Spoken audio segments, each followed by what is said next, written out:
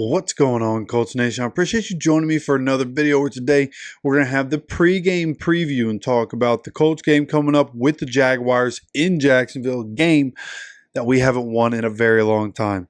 Okay, even when the Jaguars lost every other game that season, they started the year off with a win against the Colts. So we just can't find ways to win in Jacksonville, which is, of course, the story of the week, ending the curse, right? Getting over it, right? And, hey, we just dispelled one, right? The terrible towel curse with Zaire Franklin. Now, he never actually grabbed a towel, but talking about grabbing a towel, defiling a towel. People are like, oh my gosh, don't do it, don't do it. And it didn't matter. Okay, yeah, they came back. They made it interesting, but at the end of the day, Zaire Franklin, EJ Speed, they had incredible games. They closed that one down, helped us win, and boom, just like that, one curse out. Now, the week one curse, we couldn't get over, and that's quite unfortunate. But we do have the Jacksonville curse, okay? Week 5, 2024, this is the time to get it done. Okay, and we've already laid out the game plan, right? I don't want to go too crazy in this video. We just want to keep this more of a preview. The game plan that we laid out for offense, defense, how do we attack on both sides of the ball? If you didn't see that video, go check that one out. Come back to this one, hang out for the preview. But here for the preview, of course, I'll detail some of that. Where for the offense, again, this goes with, of course, who's going to be playing. Now, I'm recording this on Thursday morning, okay, because of my work schedule and how much I'm working. I'm just not going to be able to record this on Thursday night or Friday morning, whatever the case may be, and get it to you guys with the most updated information. So I'm working with the Wednesday injury report, but I feel like with both teams, I feel like I have a pretty good idea of how this is going to go, right? So in my opinion, I think Zaire Franklin will have him.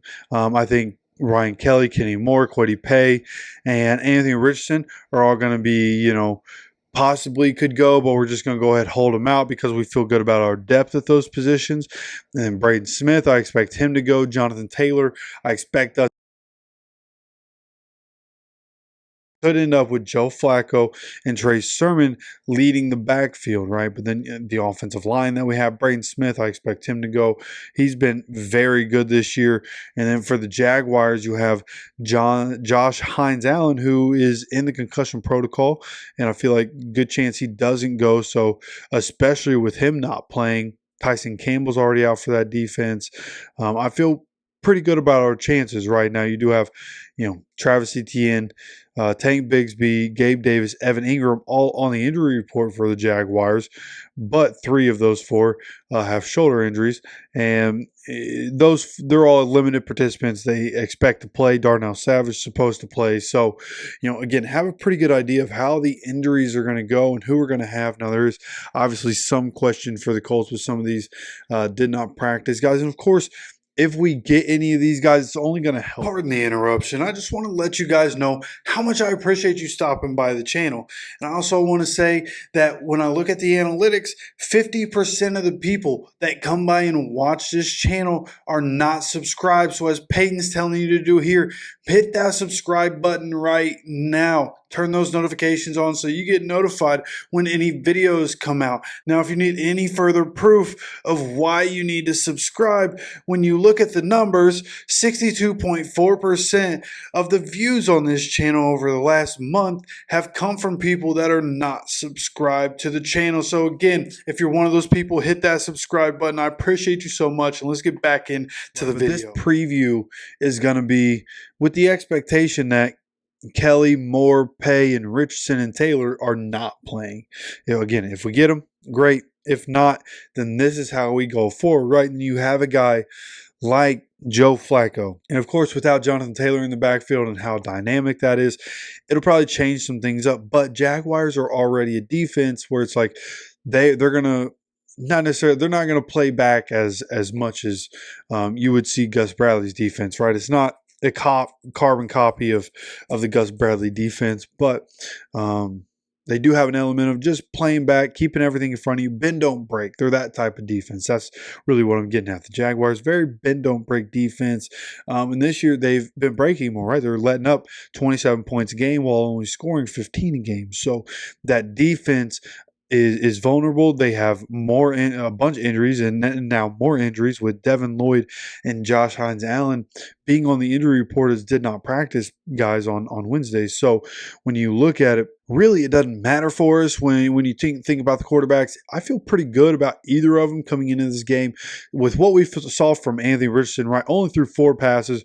One of them was off target, but the other 3, seeing the improvement on the mechanics and the fact that he's just aware, right? Being self-aware and having enough awareness in the moment to continue to settle himself down, set his feet, front foot pointed to where he's trying to throw the ball, back foot, giving him leverage, and boom, getting the ball where it needs to be. And we saw him put the ball exactly where it needed. That first throw to Pittman, he threw it to the only spot that Pittman was going to be able to make a catch on that play. Right, that he was double covered and he put it over the front guy just enough for Pitt to go get it. And he knew and he trusted his guy, 6'4". He knew Pitt was going to be able to go get that one, and he brings it in for 32 yards, right? We saw Anthony Richardson do good things. So for all the people saying, hey, we should go to Flacco full-time, like, I get it. We have you look at the teams we have to play. When the schedule came out, people were saying the Colts have one of the easiest schedules. But when you looked at it and you looked at the teams and what they were doing, I tried to tell people we might have one of the hardest schedules in the league. And when you look at the middle of our schedule, we play what is expected to be playoff team. Like we have the Bills in there, the Vikings in there. We have some other teams in there, Dolphins.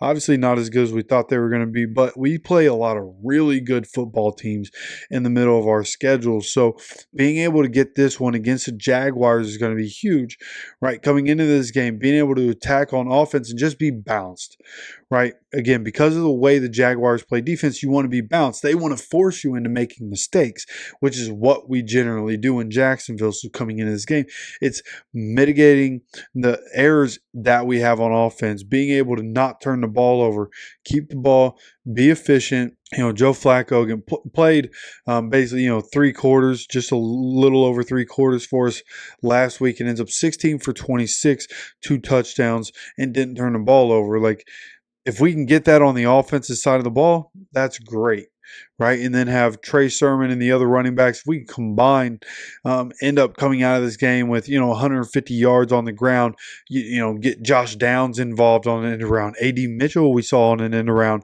and get the ball into his hands. Alec Pierce is extremely quick, and we've seen, and I believe Michael Pittman's first touchdown in the NFL was on an end around. So just finding creative ways to get yards in this game if you're without Anthony Richardson, if you're without Jonathan Taylor, right?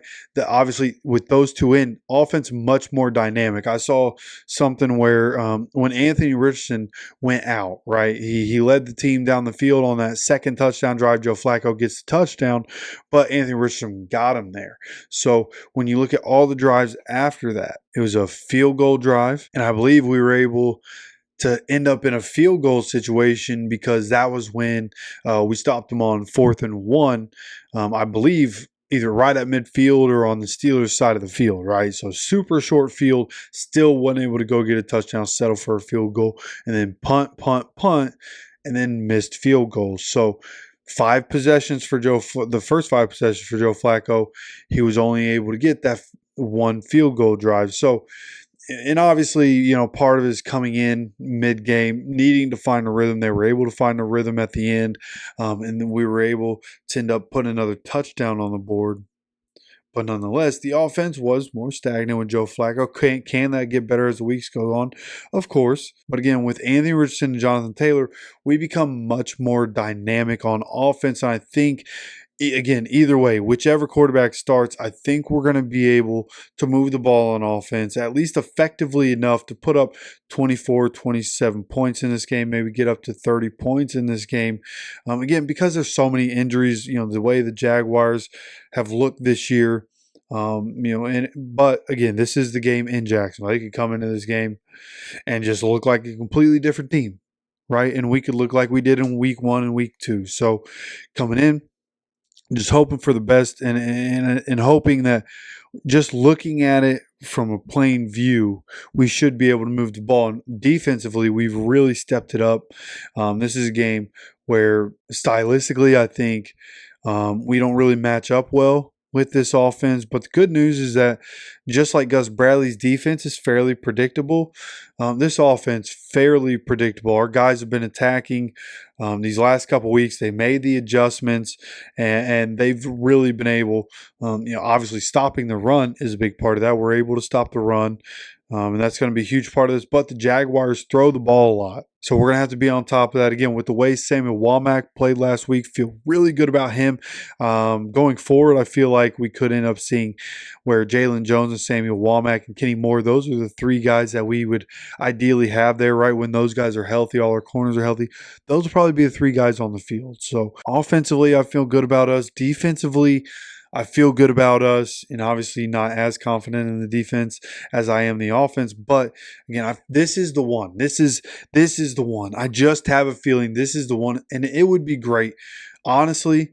Even though I feel like Anthony Richardson could get held out of this game for his own good, I feel like if Anthony Richardson plays, he's from Florida.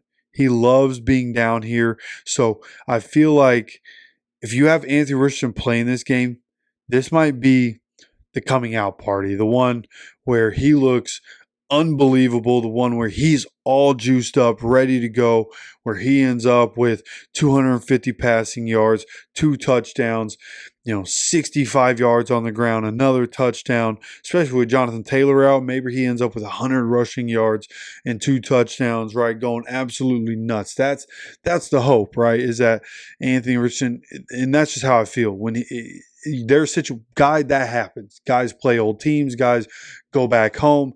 They just have that extra little bit in them that pushes them to be the very best. And I think Anthony Richardson could have a chance to do that, right? Jacksonville, not very far from where he grew up. He would probably have a bunch of family there.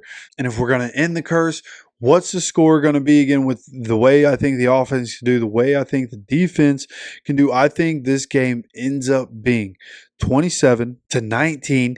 Jaguars going to have a chance at the end of the game to drive down to try to send it to overtime, right? Score a 2-point conversion, take it to overtime.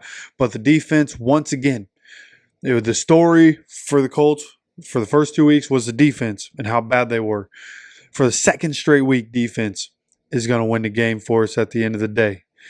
Going to be able to get off the field, stop the offense, get us on the field in victory formation. That's how I think it's going to go. Of course, I'd like to know what your thoughts are. How do you think this game is going to go? You let me know your opinion down in the comment section. Let me know what you think the score is going to be down in the comment section. And I believe we're going to be going live tomorrow night, just talking about Colts, right? Just hanging out. So love for you to come join me there. Love having, good conversation with everybody in the moment. Those are always good. So come hang out there. Come hang out for the game on Sunday. Now, my stream is always a little bit on a delay, but nonetheless, come hang out during the game on Sunday. Make sure, again, you have those notifications turned on. Of course, appreciate you stopping by for another video. As always, take care of yourself, take care of each other, and go Colts.